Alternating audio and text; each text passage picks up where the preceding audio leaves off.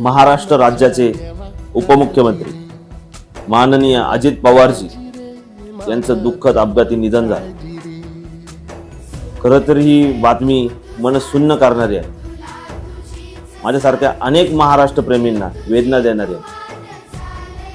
कारण हे फक्त महाराष्ट्र राज्याचे उपमुख्यमंत्री नव्हते, तर आपले लाडके दादा होते। आपण प्रेमाने त्यांना अजित दादा म्हणायचो, पण आपण महाराष्ट्राचा बाप माणूस गमावलाय। खरं तर तुमच्या शब्दाने, शैलीने, नजरेच्या धाकाने समोरच्याला निशब्द करण्याची ताकद ही तुमच्यात होती, तुमच्या शब्दात होती। परंतु आज तुमच्या जाण्याने संपूर्ण महाराष्ट्र निशब्द झालाय। दादा, तुमचं व्यक्तिमत्व, तुमची शिस्त, तुमची माया, तुमची सामाजिक जाण याचा त्रिवेणी संगमच।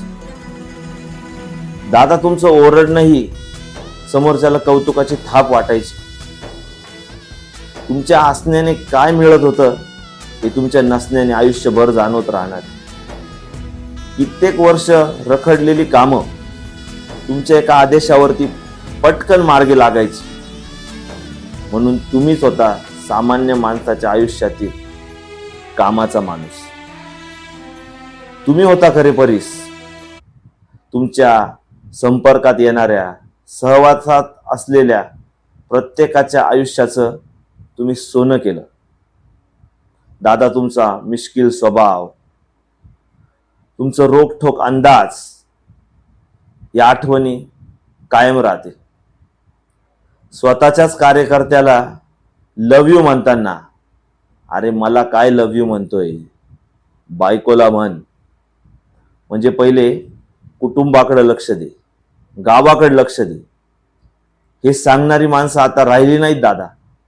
तुमची जागा कधी कोणीच घेऊ शकणार नाही। आणि अगदी खरंय, कारण तुमच्यासारखी राजकारणाची जाण आणि माणुसकीचं भान असलेला नेता आता शोधून सापडणार नाही। खरं तरी महाराष्ट्राचं दुर्दैव आहे। या महाराष्ट्रामध्ये जर मोठं व्हायचं असेल तर मरावं लागतं, आणि मेल्यानंतर जिथं माणसं मोठी होतात त्याचं नाव महाराष्ट्र आहे। आज दादा, जिथून कुठून तुम्ही पाहत असाल तिथून हेच म्हणत असाल की अरे रडताय काय, कामाला लागा।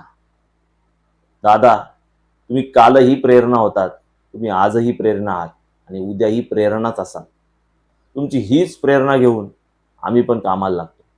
तुमचाच चाहता जयेश ढिकले।